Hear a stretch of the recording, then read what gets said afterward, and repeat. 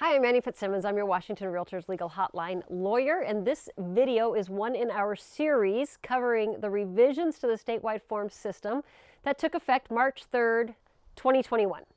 And in this video, I want to talk about a change to the agency disclosure provision of the purchase and sale agreement, whichever purchase and sale agreement you're using. But really the change relates to a wholesale change that was made throughout every form in the statewide form system.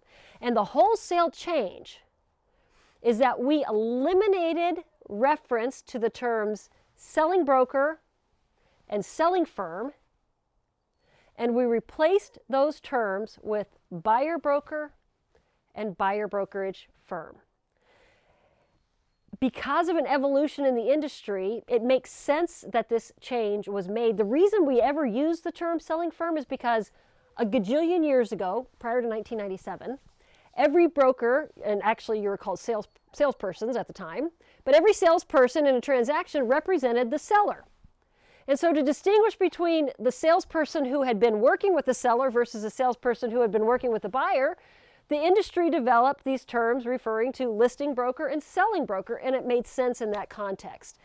Since 1997, however, we have exclusive agency for sellers and exclusive agency for buyers. So in effect and in reality, we have a seller broker and we have a buyer broker. The term listing broker still works for sellers, but it no longer makes sense to call the buyer broker a selling broker. It's confusing not only to consumers, but to industry members as well. So the March 3rd, 2021 forms revision eliminates that confusion by eliminating the term, which is fine, with one exception. Now, before I tell you what the one exception is, let's talk about the agency disclosure provision. In the purchase and sale agreements, the agency disclosure provision has been modified to make it simpler. You have now in the agency disclosure provision for the buyer, you only have three options. You have that the buyer was represented by the buyer broker, which would mean an exclusive agency representation by buyer broker on behalf of buyer. Or you can mark a dual agent provision, meaning that the listing agent and the buyer agent are the same person. Or you can mark a box that says that the buyer was unrepresented. And you have the same three choices for the seller. The seller was represented by the seller's agent exclusively, or by a dual agent, or was unrepresented. Those are the only boxes you have to mark. And so you have to know the agency law well enough to know who within the transaction you represent. Remember, you are not a dual agent unless you have a written agency agreement with both the seller and the buyer.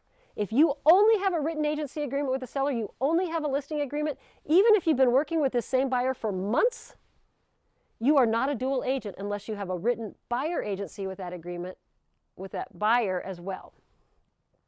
Okay, so what was the one exception that I told you where this change in terms from selling broker to buyer broker makes sense with one exception I told you? Here's the one exception.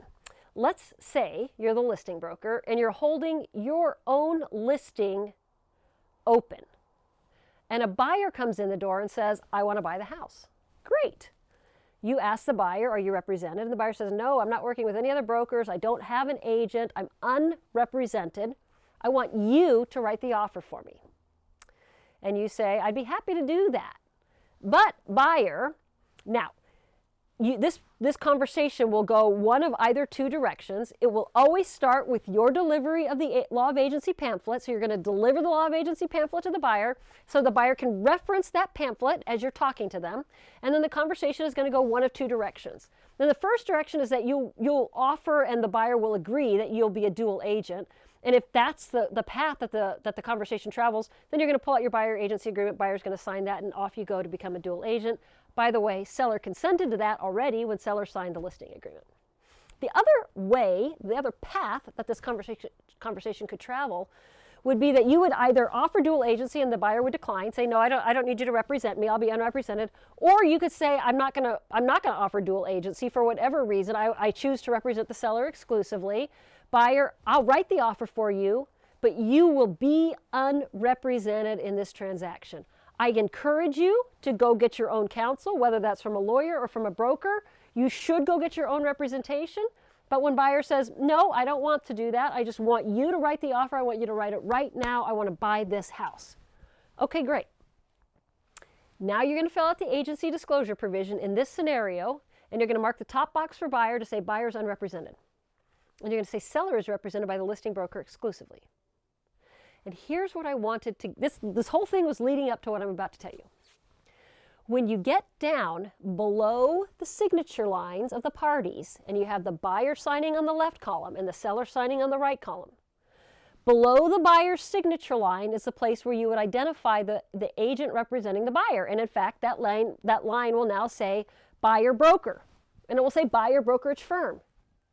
But brokers, if you are the seller's exclusive agent and you've disclosed up in the agency disclosure provision that the buyer is unrepresented, do not identify yourself as the buyer broker, because that would be very confusing to the buyer.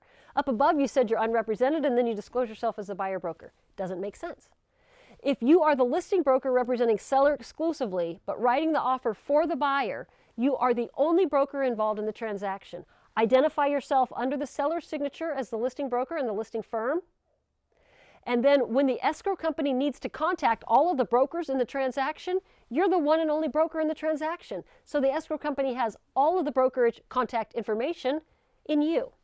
And it makes sense because up above, buyer is unrepresented. When I was teaching, there was some confusion. How does this impact my ability to collect compensation then from the seller if there's no buyer broker, or if I'm not identified as the buyer broker?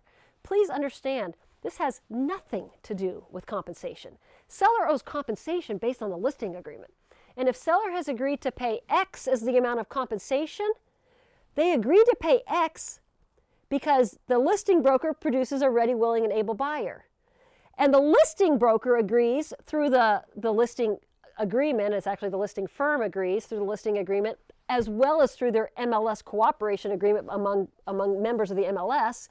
The listing firm agrees that if another member of the MLS produces that ready, willing, and able buyer, then the listing firm will share compensation with that other MLS member. But if there is no other MLS member, seller is still obligated to pay X, and it's all going to be paid to the listing firm, and then the designated broker, the listing firm, is going to figure out what to do with the money when it's received by the firm.